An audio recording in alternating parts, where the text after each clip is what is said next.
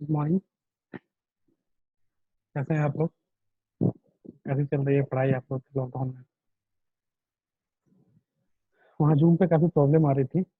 Voice वगैरह का problem आ रहा था, लैपटॉप में थोड़ी प्रॉब्लम आ गई थी। जिस कारण से क्लास एक दो दिन डिस्टर्ब रहा हम लोगों का। अभी हम लोग व्हाट्सएप कैलकुलेशन थ्योरी देख रहे थे। सेक्शन चैप्टर हम लोग पूरा लगभग जो कंसेप्ट है वो कंसेप्ट कंप्लीट कर चुके हैं। और कुछ प्रॉब्लम भी हम देखे थे। आगे भी फिर एक नया वीडियो मैं अपलोड करूँगा बहुत जल्द। कल एक नया वीडियो डालूंगा जिससे से प्रॉब्लम का क्लास होगा। अभी हम लोग ट्रेड थ्योरी से अपना मॉड्यूल 1 का सीएनसी स्टार्ट करने जा रहे हैं। ठीक है, बहुत ही इम्पोर्टेंट टॉपिक है। बहुत ही इम्पोर्टेंट है सीएनसी आज के टाइम में। आपका ट्रेड जैसे कि प्रोडक्शन सेक्टर का ट्रेड है। आप किसी भी इंडस्ट्री में जैसे आप जाओगे तो विदाउट सीएनसी आप कोई काम नहीं कर सकते। सीएनसी का बेसिक ज्ञान होना काफ़ी ज़रूरी है। हम लोग धीरे धीरे धीरे लेसन वाइज, जैसा कि हमारे सिलेबस में है एनएसक्यूएफ लेवल 5 में, एक एक लेसन को देखते जाएंगे। तो आज हमारा मॉड्यूल 1 का चैप्टर नंबर 1, जिसमें सीएनसी का परिचय, इंट्रोडक्शन ऑफ सीएनसी। सीएनसी क्या है, सीएनसी क्या होता है, कैसे सीएनसी डेवलप हुआ, कैसे सीएनसी कार्य करता है, सीएनसी के लाभ क्या हैं, सीएनसी के हानि क्या है, सीएनसी बेसिकली बेसिक उसके मूल सिद्धांत क्या हैं, किस प्रिंसिपल पे काम करता है। ये बहुत सारी चीज़ें अभी आपको जैसे जैसे क्लास आगे हमारा बढ़ेगा आगे आपको दिखते जाएंगे। ठीक है, तो अभी हम लोग आगे चलते हैं। इस चैप्टर को पूरा जब हमारा ये लेसन कंप्लीट हो जाएगा तो लेसन कंप्लीट हो जाने के बाद आप निम्न बिंदुओं के बारे में आप अच्छे से समझ सकते हैं और कहीं भी किसी को बता सकते हैं और आप कार्य कर सकते हैं। पहला क्या है, एनसी के बुनियादी सिद्धांतों का वर्णन कर पाएंगे। एनसी एनसी मीन्स होता है न्यूमेरिकल कंट्रोल। सीएनसी से पहले हमारा एनसी हुआ करता था, तो उसके सिद्धांत प्रिंसिपल को आप समझ पाएंगे। दोनों में बेसिकली क्या डिफरेंस था वो लोग हम लोग देखेंगे। फिर सीएनसी प्रौद्योगिकी की वर्तमान स्थिति को आप व्यक्त कर पाएंगे। जो सीएनसी इंजीनियरिंग है, सीएनसी टेक्नोलॉजी है, उसका प्रेजेंट सिनारियो क्या है, उसको आप आसानी से व्यक्त कर सकते हैं। यही प्रेजेंट में क्या चल रहा है, कौन सा मॉडल यूज कर रहे हैं, किस लेवल तक हम यूज कर रहे हैं। तो इन सब चीज़ों को आप आसानी से समझ सकते हैं और बता सकते हैं, डिस्क्राइब कर सकते हैं।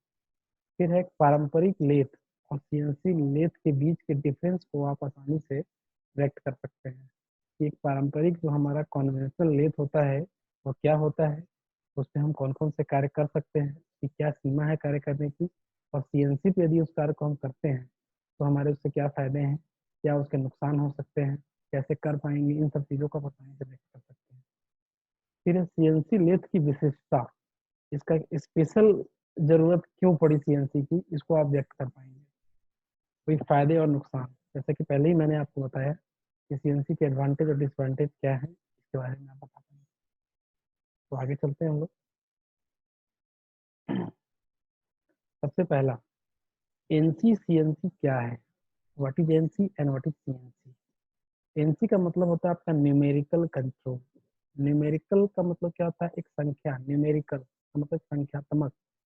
तो एक संख्या से इसको कंट्रोल किया जाता है, वो एनसी में होता है।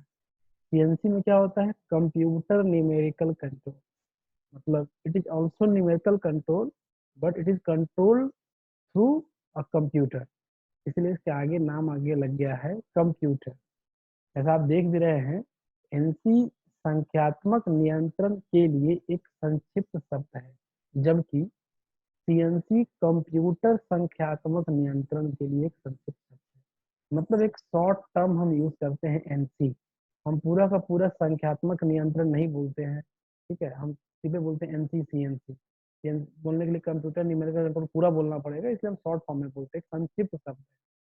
जिसका एनसी का मतलब होता है न्यूमेरिकल कंट्रोल, संख्यात्मक नियंत्रण, और सीएनसी का मतलब होता है कंप्यूटर न्यूमेरिकल कंट्रोल। ठीक है,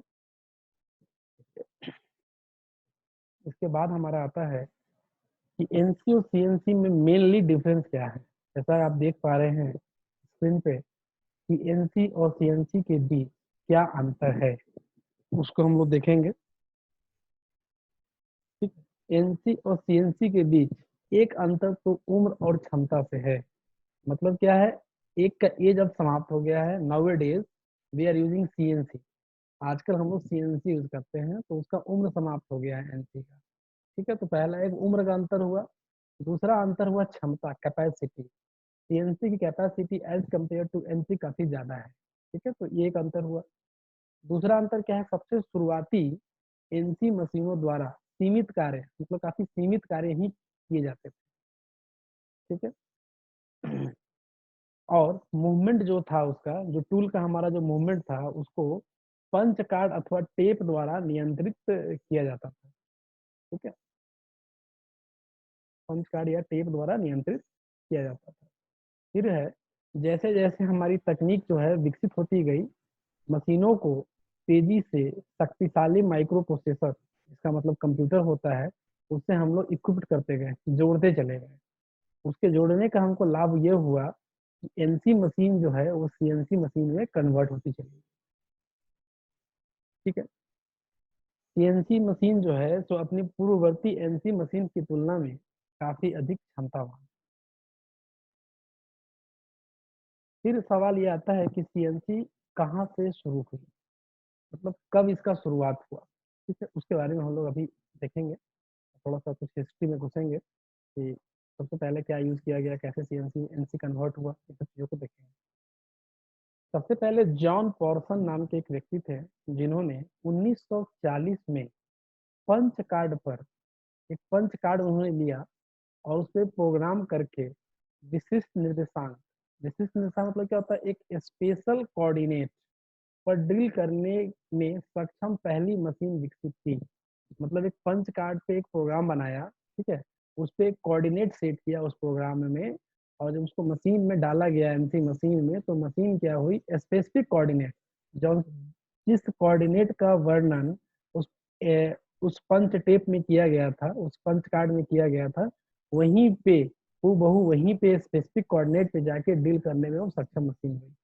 ठीक है, सबसे पहला इन्वेंशन हमारा 1940 में जॉन पार्सन के द्वारा किया गया। उसके बाद 1991 में 1951 में एमआईटी ने सर्वोतंत्र की विकसित की। सर्वोतंत्र सर्वो मैकेनिज्म है, इसमें एक मोटर होता है, स्टेपर मोटर होता है। इसके बारे में एक अलग से एक इलेक्ट्रिकल का थोड़ा सा इसमें टॉपिक है, तो कुछ इलेक्ट्रिकल के और भी टॉपिक हमको इसमें डालने पड़ेंगे, तो एक स्पेशल वीडियो हम इस पे बनाएंगे। ठीक है। फिर है 1952 में एमआईटी ने मिलिंग के लिए, मिलिंग प्रोसेस के लिए पहली एनसी मशीन विकसित की। ठीक है। फिर 1970 में पहला सीएनसी मशीन जो है हमारा अस्तित्व में आया, लाइट में आया। ठीक है, आजकल जो मशीनें यूज कर रहे हैं वो 1970 के ही मॉडिफाइड रूप है। वही है यहाँ पे जैसे लिखा है, आजकल 1970 की संशोधित मशीनों का उपयोग हम कर रहे हैं। ठीक है। फिर अगले स्लाइड में चलते हैं। उसमें क्वेश्चन यह आता है कि क्या जितनी सारी सीएनसी मशीनें दुनिया में हैं वो एक ही भाषा बोलती हैं, एक ही भाषा समझती हैं, ठीक है, ये अलग अलग भाषा बोलती हैं। जैसे हम इंडिया वाले हिंदी बोलते हैं ज़्यादातर, आप इंडिया में ही आप दूसरे स्टेट में चले जाओ तो कहीं तमिल बोली जाती है, कहीं पंजाबी बोली जाती है, कहीं भोजपुरी बोली जाती है। तो इतना बड़ा विश्व है, इतना बड़ा वर्ल्ड है, तो क्या हर जगह की सीएनसी मशीन एक ही भाषा बोलती है? तो इसका जवाब है नहीं, लेकिन काफी हद तक समानताएं होती हैं। मतलब इतना नहीं होता कि कहीं यहाँ से हम वहां चले जाए तो बिल्कुल समझ में नहीं आएगा, थोड़ा बहुत डिफरेंसेस होते हैं। ठीक है, तो वही हमने लिखा है यहाँ पे नहीं, जबकि जी और एम कोड का काफी मानक हमने सेट कर रखा है। ठीक है, ये जी और एम कोड क्या होता है इसके बारे में हम लोग बहुत डिटेल से पढ़ेंगे। जी और एम कोड सीएनसी की प्रोग्राम करने की एक उसके लैंग्वेज है। इसको बहुत डिटेल से एक एक चीज को हम पढ़ेंगे, कैसे प्रोग्राम हम लिखते हैं, उन सारी चीजों को हम धीरे धीरे स्टेप वाइज करके सीखेंगे। क्योंकि अभी आज का जो हमारा क्लास है ये सिर्फ और सिर्फ इंट्रोडक्शन है, और एक दिन और इंट्रोडक्शन ही चलेगा। ठीक है, तो 2 दिन का क्लास प्योरली इंट्रोडक्शन पे होगा, जिसमें हम सीएनसी के सिर्फ इंट्रोडक्शन की बात करेंगे, उसका मॉडल कैसा होता है, उसके एडवांटेज डिसएडवांटेज क्या होता है, हिस्ट्री क्या होती है, इन सब के बारे में चर्चा हम कर रहे हैं। ठीक है, बाकी हम सीएनसी की एक एक चीज सारी डिटेलिंग से पढ़ेंगे। ठीक है, जैसा हमने लिखा है आप पढ़ पा रहे होंगे यहाँ पे अपनी स्क्रीन पे, जबकि जी और एम कोड में काफी समानता और उसका काफी एक मानक सेट करके रखा गया है कि इंटरनेशनल स्टैंडर्ड है उसका, फिर भी उनके अनुप्रयोग मानी उनके एप्लीकेशंस में कुछ डिफरेंसेस होते हैं। जैसे अगर हम उदाहरण के लिए लें तो एक कोड होता है जी को G0 और एक कोड है G00, ठीक है। दो कमांड है जिसका दोनों का यूज होता है सार्वभौमिक तेजी से यात्रा, मतलब रैपिड ट्रेवल। हम टूल को चाहते हैं टूल काफी तेजी से ट्रेवल करे, रैपिड ट्रेवल, रैपिड मोशन देना चाहते हैं हम टूल को। तो उसके लिए कुछ मशीनों में G0 और कुछ मशीनों में G00 का प्रयोग होता है। तो ये बेसिक डिफरेंसेस है कि सभी सीएनसी मशीन एक तरह की भाषा नहीं समझती, कुछ माइनर डिफरेंस होते हैं, बट काफी हद तक एक मानक हमने सेट कर रखा है जी और एम कोड का। और जी और एम कोड के माध्यम से ही हम सारी प्रोग्रामिंग करते हैं, जो काफी हद तक एक समान होता है, ठीक है। कुछ पुरानी मशीनों में G00 कमांड नहीं होता है, ठीक है, उसमें G0 आ गया है। इन मशीनों में हम कैसे फीड देते हैं, तो फीड वर्ड एड्रेस का इस्तेमाल करते हुए रैपिड ट्रेवल के लिए हम इंस्ट्रक्शंस निर्देशित करते हैं, ठीक है।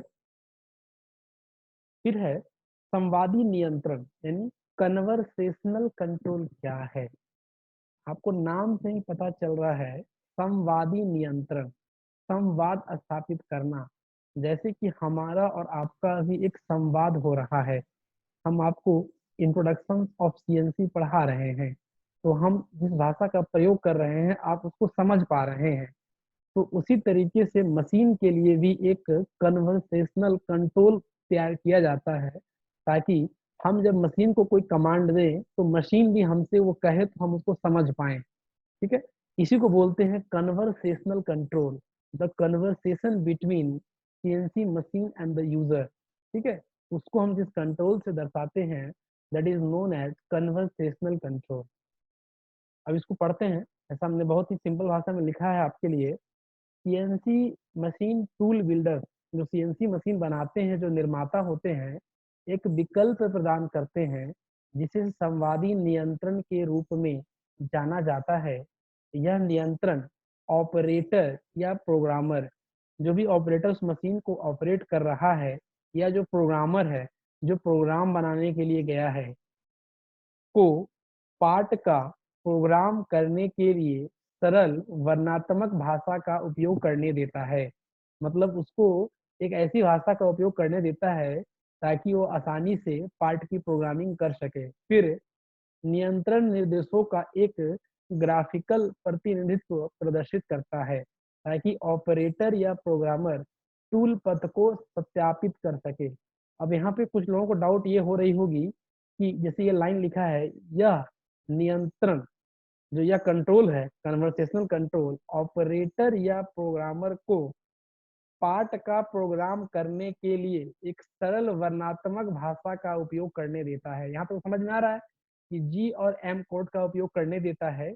जी और एम कोड से वो कंट्रोल देता है, चाहे जैसे कि हमको टूल चेंज करना हो, टूल में कोई हमको ये रिवर्स देना हो, ठीक है, उसकी डायरेक्शन फिट करनी हो, कहाँ पे कितनी कटिंग होगी वो फिट करना हो, ठीक है, कितना जल्दी हमको टूल वहां से रिटर्न आएगा वो फिट करना हो, टैरेट में कौन सा टूल कहाँ पे काम करेगा वो फिट करना हो।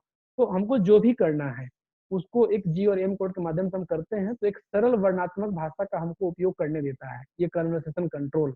लेकिन हम जो कर रहे हैं क्या वही मशीन करेगा, ये हमें वापस रिजल्ट कैसे मिलेगा। जैसे कि अभी हम आपको पढ़ा रहे हैं तो एक डाउट सेशन क्लास लेंगे तो आपसे हम रिस्पॉन्स लेंगे, तब हमको पता चल पाएगा कि मैंने जो आपको पढ़ाया वो रियली में ट्रांसफर हुआ या नहीं हुआ। तो उसी तरीके से जी और एम कोड से जो मशीन को हम निर्देश देते हैं, तो मशीन हम जो चाहते हैं वही चीज को समझ पाई है कि नहीं पाई है, उसको हम कैसे समझेंगे। हाउ कैन बी श्योर कि हमने जो कमांड दिया है उस कमांड से मशीन वही काम करेगी।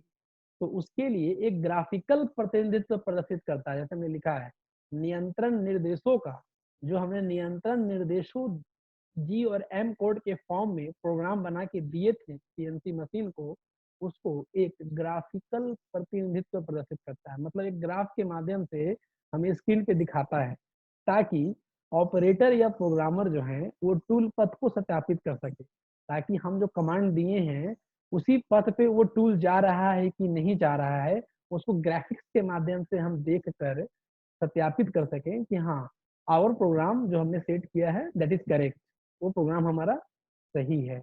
तो इस तरह का जो नियंत्रण मशीन में दिया जाता है, इसे हम हिंदी में संवादी नियंत्रण और अंग्रेजी में कन्वर्सेशनल कंट्रोल के नाम से हम जानते हैं। इसके बारे में भी हम लोग डिटेल से पढ़ेंगे। इसके बाद सवाल उठता है कि हम क्यों सीएनसी मशीन की तरफ आए। तो एक सवाल क्वेश्चन उठता है, क्या हमारा जो ये पारंपरिक मशीन है उसकी तुलना में सीएनसी मशीनें तेज हैं, ठीक है, काफी ज्यादा उपयोगी है, तभी तो हम इसकी तरफ गए हैं पारंपरिक मशीनों को छोड़कर। तो इसका जवाब है हाँ, काफी हद तक।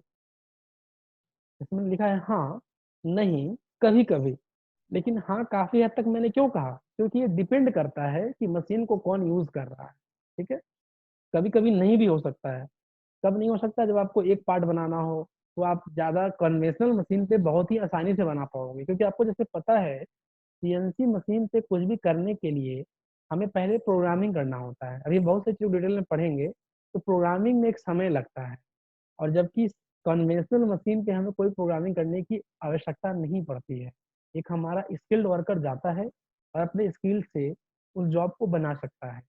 तो अगर हम एक जॉब के लिए देखें तो हमारा पारंपरिक मशीन सीएनसी मशीन की तुलना में ज्यादा तेज होगा, ठीक है। इसीलिए मैंने लिखा है, यह स्थिति पे डिपेंड करता है कि पारंपरिक मशीनों की तुलना में सीएनसी मशीन तेज होगी या नहीं। अगर कोई सीधे पूछे इंटरव्यू में या कहीं भी कि क्या पारंपरिक मशीन की तुलना में सीएनसी मशीनें तेज हैं, तो आपका क्वेश्चन पूछना पड़ेगा, सर किस कंडीशन में, स्थिति क्या है। उसको बिना जाने आप आंसर देंगे तो ये सही नहीं होगा, ठीक है। जब एक सरल सरल भाव को बनाने की बात आती है तो पारंपरिक मिल या लेथ, जिसे हम खराद भी कहते हैं, को हरा पाना मुश्किल होता है, जैसा मैंने आपको अभी समझाया। सीएनसी मशीनें पारंपरिक मशीनों की तुलना में तेजी से कार्य करने में सक्षम होती हैं। फिर आता है कि क्या सीएनसी मशीनें पारंपरिक मशीनों की तुलना में अधिक सटीक है, मतलब ज्यादा एक्यूरेट है। तो इसका जवाब आएगा आपका हाँ, बिल्कुल हाँ, कि ज्यादा एक्यूरेट है। As compare to conventional machine हमारा सीएनसी मशीन ज्यादा एक्यूरेट है, ठीक है। लेकिन यह भी निर्भर करता है कि मशीन को कौन चला रहा है, मशीन का रख रखाव हमने कितना बेहतर रखा है, और सेटअप की गुणवत्ता आदि क्या है, ठीक है। इस पर डिपेंड करता है। प्रोग्रामिंग जो किया है वो प्रोग्रामिंग हमारा सही है, क्योंकि पता है कंप्यूटर हमारा क्या है, एक बैड डिवाइस है। जो कमांड हम देंगे वैसे ही काम करेगा। अगर प्रोग्रामिंग में थोड़ा सा भी एरर है तो हमारा जॉब क्या होगा, गलत बनेगा, एक्यूरेट नहीं बनेगा। तो इसके लिए हम ये नहीं निष्कर्ष निकाल सकते कि सीएनसी मशीनें कन्वेंशनल मशीन की तुलना में सटीक नहीं थी, ठीक है। आगे बढ़ते हैं।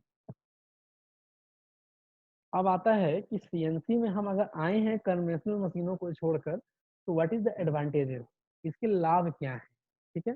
उन लाभ को देखेंगे, फिर हम लोग हानि के बारे में बात करेंगे। तो आते हैं, पहले किसी चीज को हम लाभ को समझ लें, क्योंकि लाभ के लिए ही हम कहीं माइग्रेट करते हैं। अगर हमें पता हो कि हानि होनी है तो हम कहीं जाएंगे नहीं। लेकिन हानि से हम बच भी नहीं सकते, क्योंकि हर एक चीज के अगर लाभ है तो कुछ ना कुछ उसकी हानियां भी हैं। लेकिन हम करते किस लिए हैं, सिर्फ लाभ को कंसिडर करने के लिए। चलिए, पहला पॉइंट है उच्च पुनरावृत्ति और परिशुद्धता। बहुत ही हिंदी थोड़ी सी टफ है, लेकिन आप लोग को अंग्रेजी समझ में आती नहीं है तो दिक्कत है, इसलिए मुझे सब हिंदी में बनाना पड़ रहा है, मुझे भी काफी प्रॉब्लम हो रही है। उच्च पुनरावृत्ति, पुनरावृत्ति का मतलब क्या है, रिपीटिबिलिटी। मतलब क्या होता है, रिपीट करना, रिपीट करने की क्षमता। मतलब क्या है कि एक ही जॉब को बार बार बनाने की क्षमता, आइडेंटिकल जॉब बनाने की, इसकी क्या होती है, काफी हाई होती है। रिपीटेबिलिटी क्या होती है, काफी हाई होती है। और परिशुद्धता, परिशुद्धता का मतलब क्या होता है, एक्यूरेट। जो आपका डायमेंशन है, as per your dimension CNC machine बनाती है। एग्जाम्पल लेते हैं, विमान के पुर्जे, एरोप्लेन के जो पार्ट्स होते हैं, हम सीएनसी वगैरह से यूज करके बनाते हैं, क्योंकि उसके पार्ट काफी एक्यूरेट होने चाहिए, ठीक है। उच्च पुनरावृत्ति का भी यही लाभ है, क्योंकि आप जो पार्ट्स बना रहे हैं सबकी साइजेस एक हो, क्योंकि उस चीज को बार बार आप यूज करते हैं। तो अगर अलग अलग पार्ट साइज अगर बनेगा तो क्या होगा, जो हम लिमिट होगा, जो टॉलरेंस होगा, वो थोड़ा सा डिफर करेगा, तो दिक्कत आएगी। इसलिए रिपीटेबिलिटी होना काफी जरूरी है।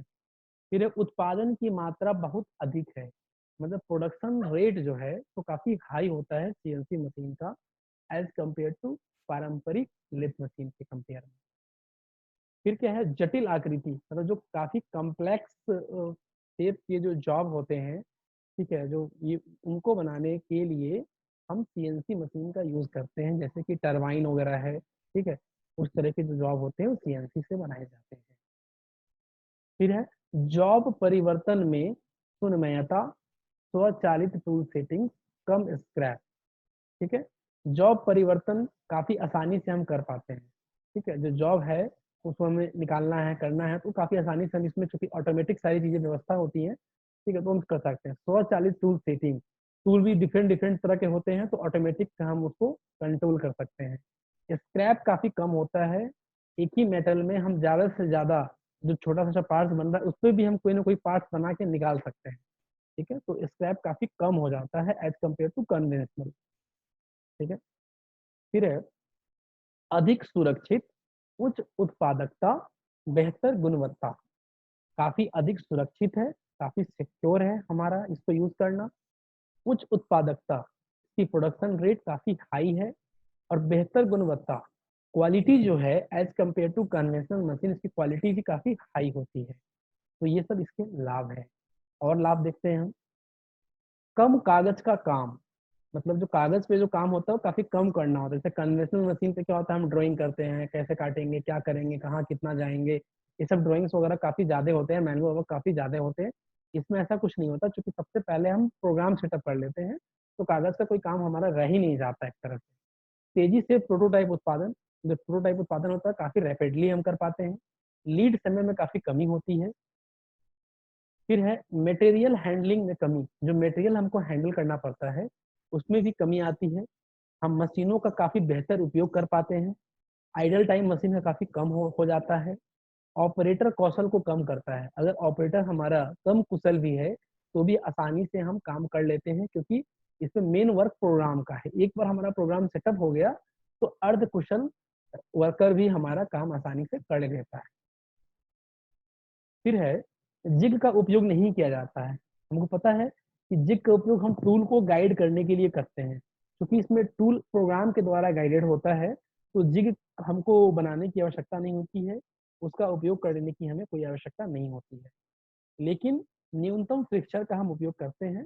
फिक्सचर चूंकि उसको होल्ड करने के लिए वर्क होल्डिंग डिवाइस के रूप में आता है, तो उसको हम यूज करते हैं। जिग्स एंड फिक्सचर के बारे में आप टर्नर फर्स्ट ईयर में बहुत अच्छे से पढ़ चुके हैं।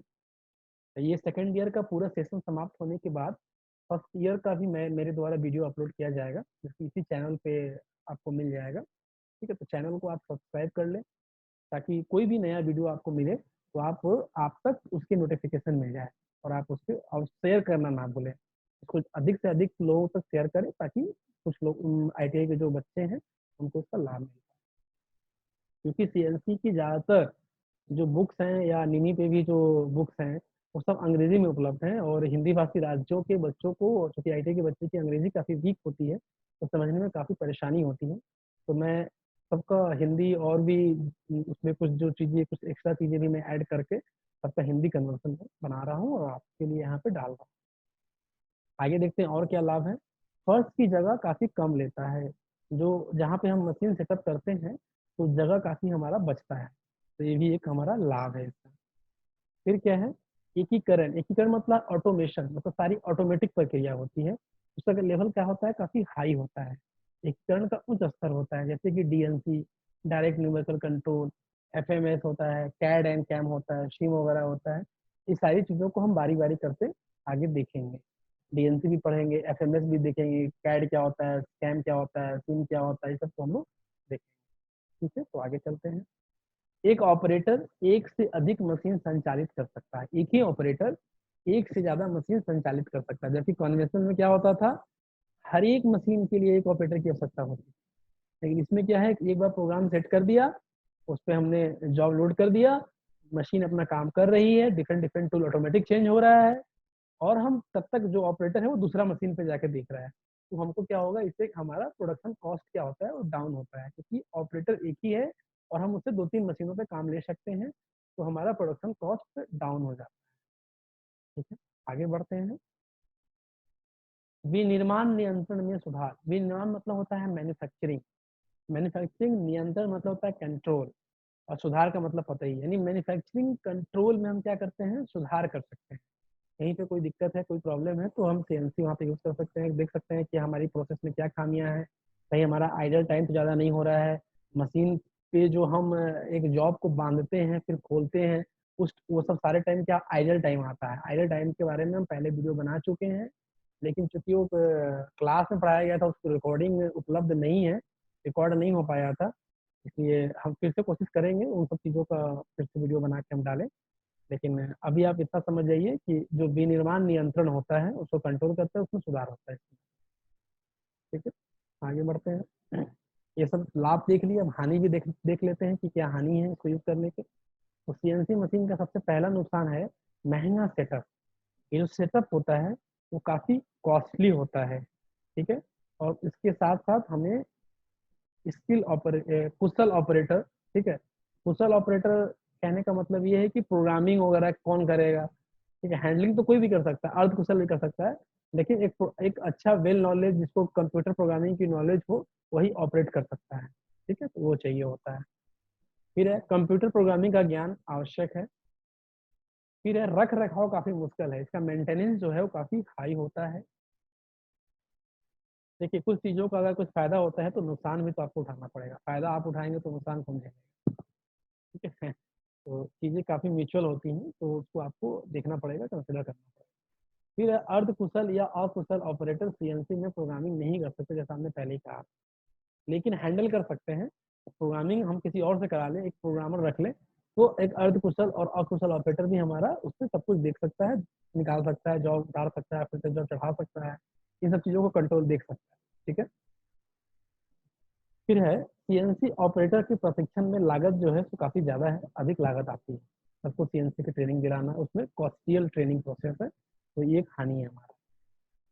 फिर स्पेयर पार्ट्स की लागत और उपकरण की लागत भी काफी ज्यादा होती है, तो ये भी हमारा एक हानि है। फिर है केवल बड़े पैमाने पर उत्पादन के लिए ही उपयुक्त है, जैसे मैंने पहले ही बताया था, it is used for only for mass production, मतलब ज्यादा आपको प्रोडक्ट बनाना है, ज्यादा पदार्थ बनाना है तो ही इसका यूज करना आपके लिए कॉमर्शियली रूप से लाभदायक है। अगर एक दो बनाना है तो कन्वेंशनल लेथ ही आपके लिए लाभदायक है, फिर ये काफी महंगा पड़ेगा। ठीक है, तो इसलिए केवल बड़े पैमाने पर उत्पादन के लिए ही उपयुक्त है। ठीक है, तो अभी तक हमने सीएनसी का इंट्रोडक्शन के बारे में पढ़ा, सीएनसी कब से, उसका हिस्ट्री कैसे हम यूज करने स्टार्ट किए, उन सब चीज़ों को हमने देखा। सीएनसी के क्या लाभ होते हैं, सीएनसी के क्या नुकसान होते हैं, इन सब चीज़ों को हमने देख लिया है। हम आगे बढ़ते हैं। ठीक है, सीएनसी मशीनों के प्रमुख लाभ क्या है। ठीक है, लाभ तो बहुत सारे हैं, लेकिन हम क्यों गए सीएनसी के पास। ठीक है, उसका रीजन दो है। एक है उच्च उत्पादन, इसका प्रोडक्शन रेट जो है सो काफी हाई है। अगर एक दिन में हम कन्वेंशनल लेथ मशीन हमारे यहाँ सेटअप था, अगर उससे हम 100 पीस का प्रोडक्शन कर पाते थे, तो सीएनसी लगा के हम 1000, 2000, 5000 ऐसे कर सकते हैं, इस रेट में इसका प्रोडक्शन रेट हाई है। तो उच्च उत्पादन लाभ बहुत सारे थे, लेकिन उसमें से जो दो है ये काफी इंपॉर्टेंट है। दूसरा क्या है, उच्च गुणवत्ता का उत्पादन, मतलब जो पदार्थ हम सीएनसी से बनाते हैं वो as compare to conventional lathe machine, ठीक है, उन दोनों में क्वालिटी की अगर हम बात करें, तो जो पदार्थ, जो मटेरियल हमारा सीएनसी से बना है, सीएनसी से प्रोड्यूस हुआ है, उसकी क्वालिटी काफी हाई होती है। तो मार्केट में क्वालिटी प्रोडक्ट देने के लिए, एक ब्रांड बनने के लिए हम सीएनसी का यूज कर रहे हैं आज के दिनों में, क्योंकि आज के दिनों में घोड़ मची है कि क्वालिटी भी हमको मेंटेन करना है और प्रोडक्शन रेट भी काफी हाई होना चाहिए। ठीक है, तो ये दो चीज आपके सीएनसी के मेजर बेनिफिट्स है, प्रमुख लाभ है।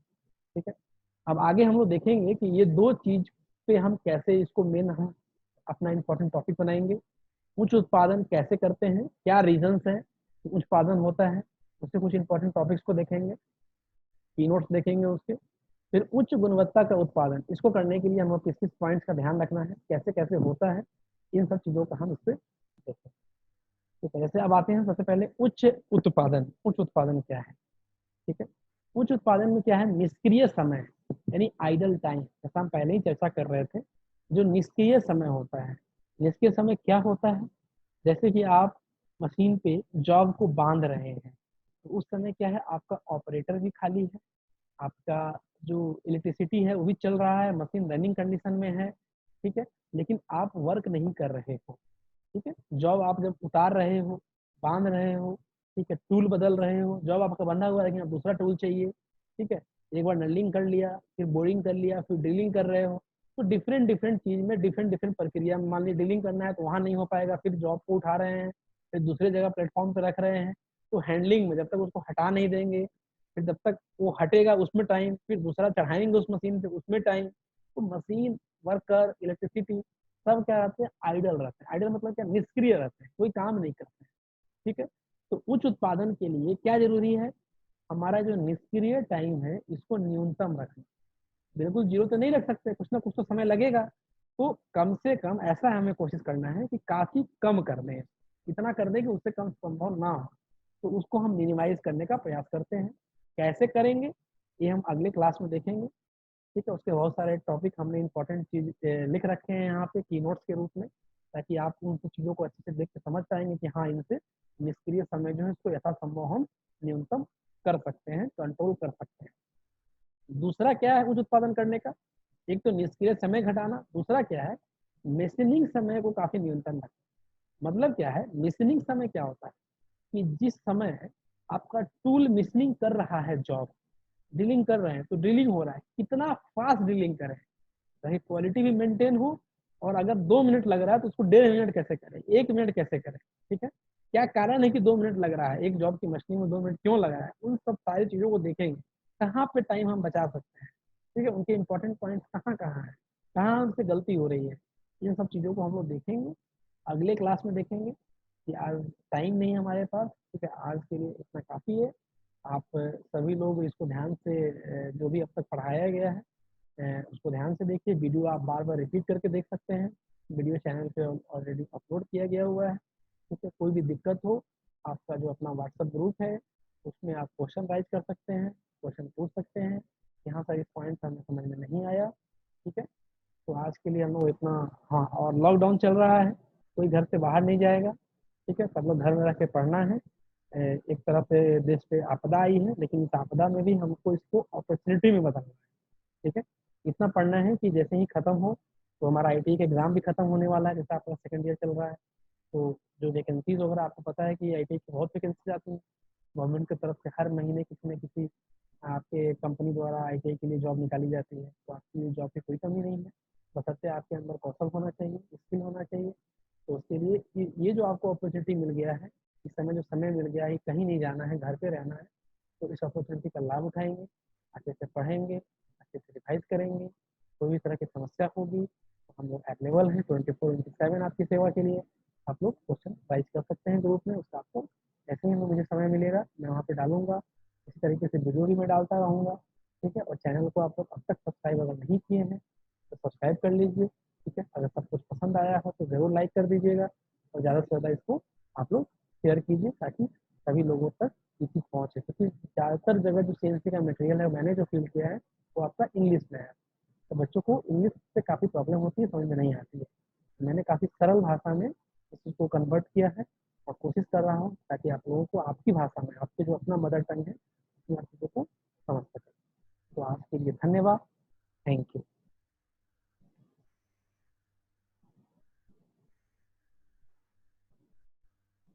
ओके।